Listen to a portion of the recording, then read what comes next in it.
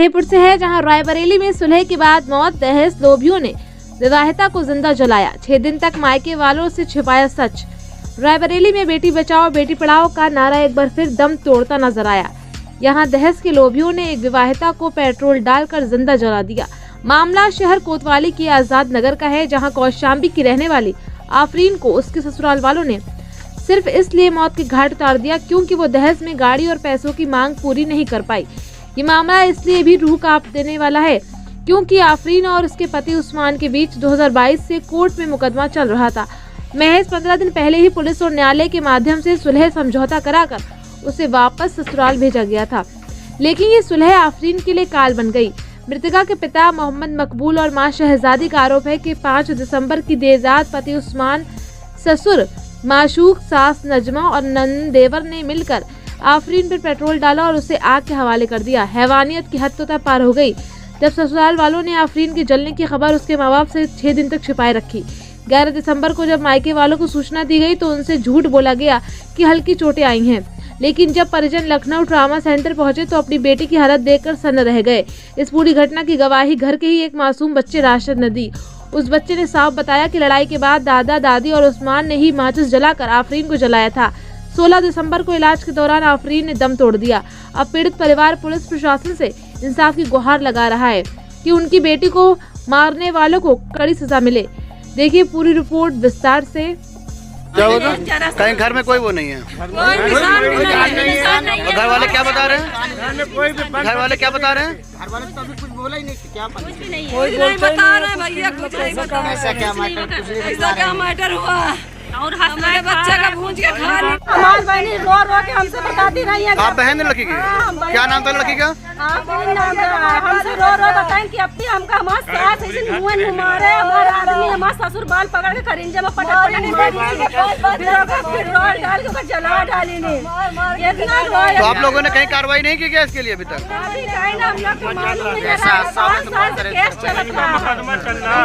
कहाँ पे? मुकदमा इनका चल रहा है। अच्छा, तो इनका सुलहनामा करवा करके 5 महीना पहले बुला लेंगे। सुलहनामा करवा ली। नाम है आपका? शहजादी। कहाँ की रहने वाली हैं आप? कड़े की। थाना क्या लगता है? कड़ा धाम। आपकी जो लड़की है जिसके ससुराल में अभी मृत्यु हो गई, अभी आपके हस्बैंड बता रहे हैं कि जो उसको ससुराल में मारा गया जला के, क्या सच्चाई है, क्या जानकारी है? सही बात है, जितनी बता रहे हैं उतनी सही बात है। मारा गया है, जलाया गया। इससे पहले भी लड़की ने आपसे शिकायत की मारपीट को लेकर? बहुत की है हमसे शिकायत कि हमको मारते हैं, गरियाते हैं, भगाते। हमने कहा हो ही सही, वही घर में तुम्हारी जिंदगी पार हो। कौन उसको मारता पीटता रहता था ससुराल में? उसके देवर भी मारता रहा, उसके आदमी भी मारता रहा, ससुर भी मारता रहा, नंदन भी मारती रही, उस्मान, गुड्डू और का नाम अमन और सैयदा नजमा, ये अक्सर करके मारपीट करते थे। तो अभी जो लड़की जिस दिन घर में जली है उसकी आपको सूचना कब मिली और क्या हुआ था उसके साथ हादसा, क्या आपको जानकारी मिली? 11 तारीख को मिली है। तो हमने रोते रहे, हमने कहा कैसे जली ही, तो कहीं कि नहीं अम्मी ऐसी थोड़ी सी हल्की से छींटे पड़ी हुई हैं। और जब हमने यहाँ से कहा कि कहे में जल गई तो कहीं नहीं, थोड़ी सी छींटे पड़ी और कोई चीज़ में नहीं जला हुआ है। हमसे झूठ बोला। जब हम उसके दिन 12 तारीख को लखनऊ गई, वहाँ देखा अपने लड़की को। किसने बताया था आपको? फोन पे किससे बात हुई थी? हमसे फोन हुई थी उस्मान से। उस्मान ने बताया हमसे। उस्मान आपका कौन है?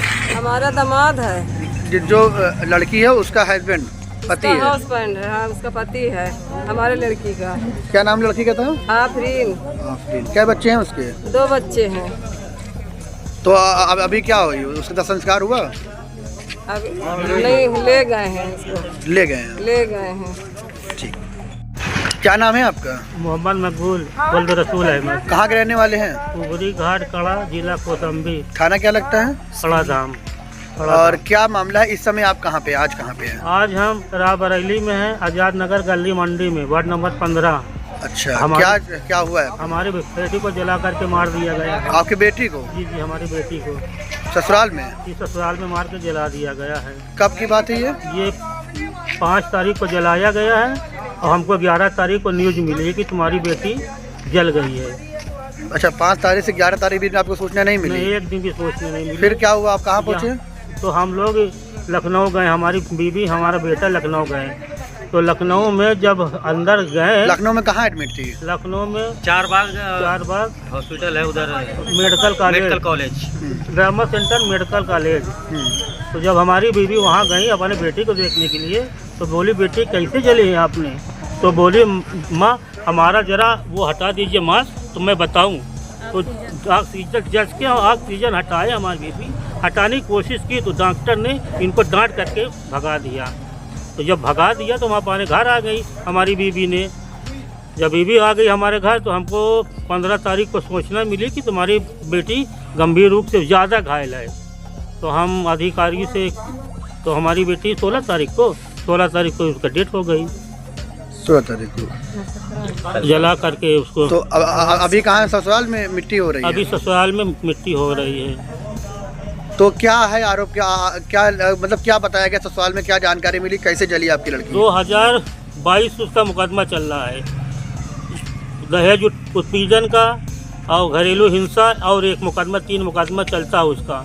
3 मुकदमे के बावजूद कुछ दिन पहले इन लोगों ने बुलाया हमारी बेटी को, आफरीन को बुला ले करके बगैर हमारी इजाज़त के, बगैर वकील की इजाज़त से यहाँ सुलहनामा करवा लिया ऊपर जा करके। कहाँ पे?